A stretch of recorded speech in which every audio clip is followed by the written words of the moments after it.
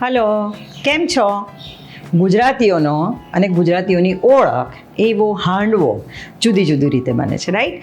આજે આપણે એક એવો હાંડવો જોવાના છીએ કે જેમાં તમે લોટ પલાળવાનું ભૂલી ગયા હોય તો પણ બનાવી શકો. I mean to say instant, અને મેક્સિમમ ન્યુટ્રિશન પોચો કેવી રીતે થાય એ હાંડવો જોઈશું.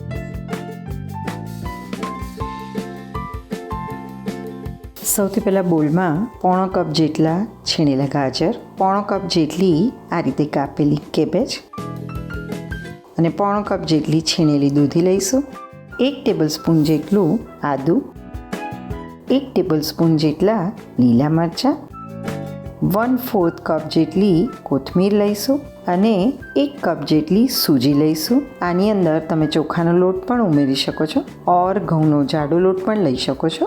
અડધો કપ જેટલું બેસન લઈશું. એની અંદર રૂટીન સિઝનિંગ જે આપણે મસાલા નાખીએ છીએ હાંડવામાં એ જ લેવાના છે. સ્વાદ પ્રમાણે મીઠું, ત્યાર પછી અડધી ચમચી હળદર, કશ્મીરી ચીલી પાવડર અડધી ચમચી, 1 ચમચી ધાણા જીરું, 1 ચમચી તલ ઉમેરીશું.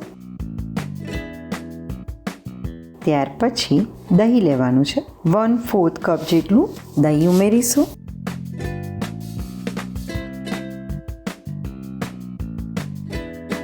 સ્પેચ્યુલાથી એને મિક્સ કરી લઈએ. આમાં દૂધી, કોબી, ગાજર અને દહીં ઇટસેલ્ફ આ વસ્તુઓનું મોઇશ્ચર છે. કન્સિસ્ટન્સી માટે થોડું પાણી ઉમેરીશું. ઇફ યુ વિશ તો બીજું દહીં પણ તમે લઈ શકો છો. અને યુઝ્યુઅલી આપણે હાંડવામાં વેજીટેબલ કરતાં લોટ વધારે હોય છે. અત્યારે આપણે લોટ કરતાં વેજીટેબલ્સ વધારે લીધા છે. સરસ રીતે બધું મિક્સ થઈ જાય એટલે આ રીતે વઘાર કરવાનો છે.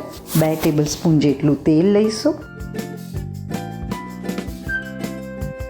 અને એની અંદર રાઈ, હિંગ, 2 સૂકા લાલ મરચાં, લીમડાના પાન, આ વઘારને બેટરની ઉપર પોર કરી દઈશું. જે આપણે હાંડવા માટે બનાવ્યું છે એની ઉપર આ વઘારને રેડી દેવાનો છે. અડધી ચમચી જેટલો સોડા ઉમેરીશું અને સરસ રીતે એને મિક્સ કરી દઈએ.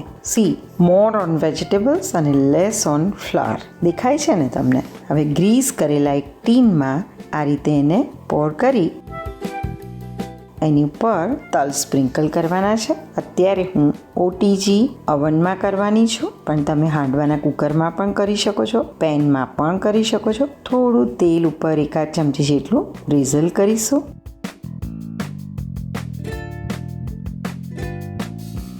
અને લાલ મરચું પણ આ રીતે તમે ઉપર સ્પ્રિંકલ કરી શકો છો. ઓપ્શનલ છે.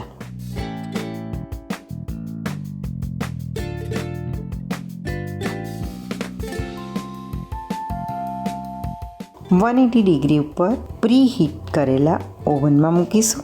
લગભગ 20થી 25 મિનિટ માટે એને બેક થવા દઈશું. રેડી છે ગરમા ગરમ ઇન્સ્ટન્ટ પણ ફૂલ ઓફ વેજીટેબલ એવો હાંડવો. થોડો ઠંડો થાય એટલે આ રીતે એને કટ કરી અને પીસીસ સર્વ કરીશું.